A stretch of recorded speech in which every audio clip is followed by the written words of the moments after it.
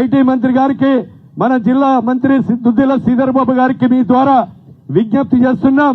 కంప్యూటర్లు సేకరణ చేసి అదేవిధంగా మీ ద్వారా స్కిల్ డెవలప్మెంట్ సెంటర్ ఓపెన్ చేసి మిగతా 7,000 మందికి కూడా ట్రైనింగ్ ఇప్పించి కంపెనీలను పిలిపించి ఉద్యోగాలు ఇప్పించే కొరకు మీ కృషి ఉండాలని, అది వెంటనే స్కిల్ డెవలప్మెంట్ సెంటర్ను కూడా మంజూరు చేయించవలసిందిగా కూడా మీకు ఈ సందర్భంగా నేను విజ్ఞప్తి చేస్తున్నాం.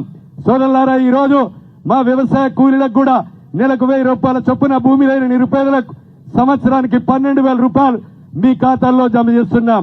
గత ప్రభుత్వం లెక్క ఇంటికో ఉద్యోగం ఇస్తామని ఊరికో ఉద్యోగం ఇవ్వలేదు. దళిత గిరిజన కుటుంబాలకు కూడా 3 ఎకరాల భూమి ఇస్తానని ఇవ్వలేదు.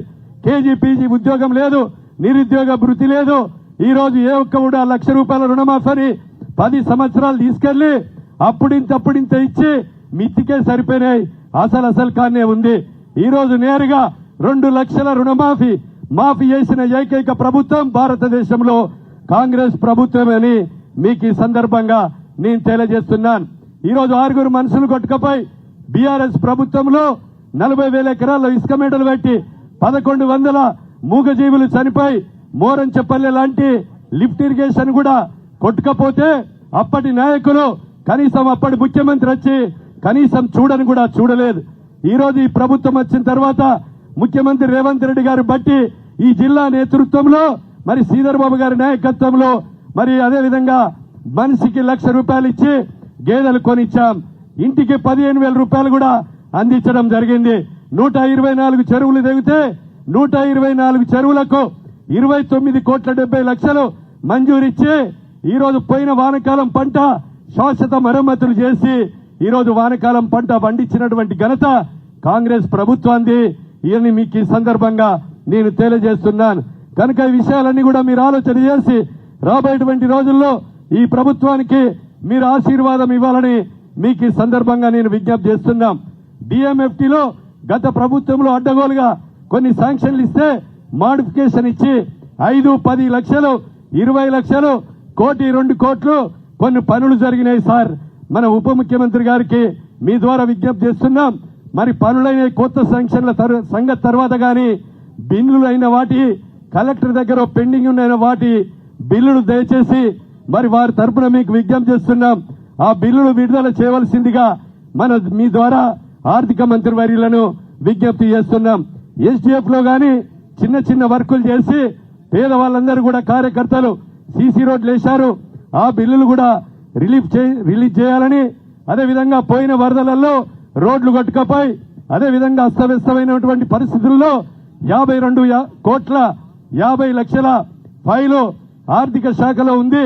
ఆ గనక 52 కోట్లు మంజూరు గనక తమరిస్తే మాకు పోయిన 2018లో వరదలు కొట్టుకపోయినటువంటి పరిస్థితులలో ఏవైతే ఉన్నాయో ఆ యొక్క వరదల్లో కొట్టుకపోయిన రోడ్లను రెస్టోర్ చేసి ఈ ప్రాంత ప్రజలకు ఉపయోగపడే విధంగా ఉంటుందని మీకు ఈ సందర్భంగా మీకు తెలియజేస్తూ వాటిని మంజూరు ఇవ్వాల్సిందిగా కోరుతున్నాం.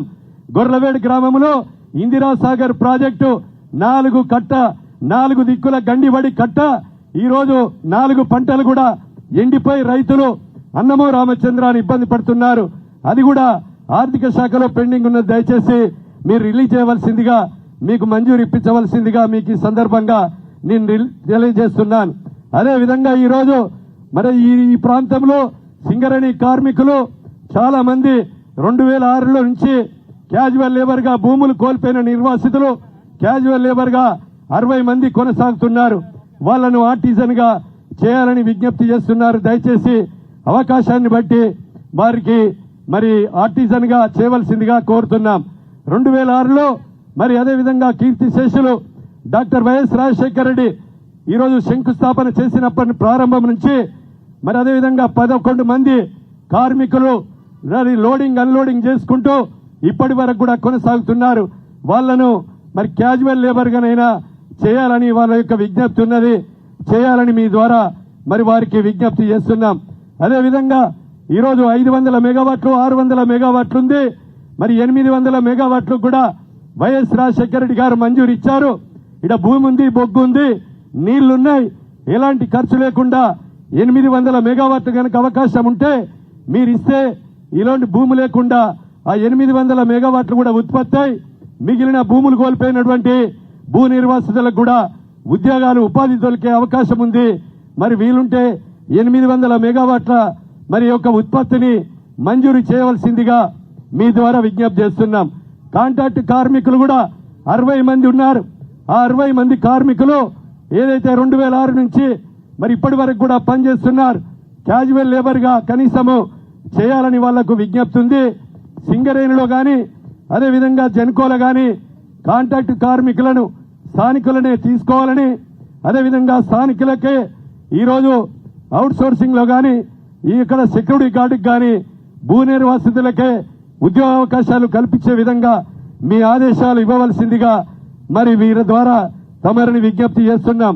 సోదరులారా, అదేవిధంగా ఈరోజు దుబ్బపల్లె గ్రామం జెన్కో కింద ఈరోజు దుబ్బ ధూళితో సంవత్సరానికి 5-6 చనిపోతున్నారు. రేటు కూడా ఫైనల్ చేశారు. ఆ ఊరును R&R కింద తక్షణమే మరి ఇక్కడికి మార్చితే వాళ్లకు ప్రాణాలు గాని పంటలు గాని పండేటువంటి అవకాశం ఉంటుంది. చిన్న చిన్న సమస్యలున్నాయి. మీరు అదేవిధంగా జెన్కో సీఎండి గారికి చెప్పి ఆ యొక్క దుబ్బపల్లె గ్రామాన్ని తరలించి ఆ సమస్యలు పరిష్కరించవలసిందిగా మీ ద్వారా విజ్ఞప్తి చేస్తున్నాం. ఓసీ ద్వారా ఈరోజు అనేక ప్రాంతంలో పరశురాంపల్లి గ్రామం ఉంది. ఆ పరశురాంపల్లి గ్రామంలో ఊరు మొత్తం అంతా కూడా బాంబుల దెబ్బతో మరి ఇండ్ల మీద గుడిసెల మీద రాళ్లు పడి రోజుకొక ఇల్లు కూలే పరిస్థితి ఉంది. అనేక సార్లు ధర్నా చేశారు. అసెంబ్లీలో కూడా మాట్లాడి తమ దృష్టికి కూడా తీసుకురావడం జరిగింది. పరశురాంపల్లి గ్రామాన్ని కూడా మరి ఆ ఊరును R&R కింద ఆ ఊరును తీసుకొని తరలించి సురక్షిత ప్రాంతంలో మరి ఇండ్లు కట్టించే కార్యక్రమం చేయవలసిందిగా వారి ద్వారా తమరికి నేను విజ్ఞప్తి చేస్తూ ఈ ప్రాంతంలో ఉన్నటువంటి సమస్యల కొరకు ఈ ప్రభుత్వం తమరు రోజుకు 18 గంటలు పనిచేస్తున్నారు. ఆర్థిక శాఖలో మీరు సమర్థులుగా ఉండి ఇప్పుడు లోటు బడ్జెట్ ను 8 లక్షల కోట్ల అప్పును మిత్తి అసలు గడుతూ అదేవిధంగా సోనియా గాంధీ ఈరోజు ఒక తెలంగాణ ఇచ్చిన తల్లి తుక్కు కూడా ఇచ్చిన మాట ఏదైతే ఉందో ఆ సంక్షేమ పథకాలు కూడా ఆర్థిక శాఖ ద్వారా అమలు చేస్తూ ఈరోజు రైతు భరోసా కూడా 3 సార్లు రిలీజ్ చేసి నిన్ననే రైతు భరోసా కూడా 2 ఎకరాల వరకు రాష్ట్ర వ్యాప్తంగా మరి వేయించినటువంటి మరి మీ యొక్క ఆర్థిక మంత్రికి ఈ ప్రాంత ప్రజల తరపున మనస్ఫూర్తిగా అభినందనలు కృతజ్ఞతలు తెలియజేస్తూ రాబోయేటువంటి రోజుల్లో మీరందరూ కూడా ఈ ప్రభుత్వానికి ఆశీర్వాదం ఇవ్వాలని, మీ దీవెనలు ఉండాలని, చిరకాలంగా మీ సేవకులుగా పనిచేసేటువంటి అవకాశం ఇవ్వాలని కోరుతూ ఇప్పుడు మన లోకసభ సభ్యురాలు సోదరమణి కడియం కావ్య గారిని మాట్లాడవలసిందిగా విజ్ఞప్తి చేస్తున్నాం.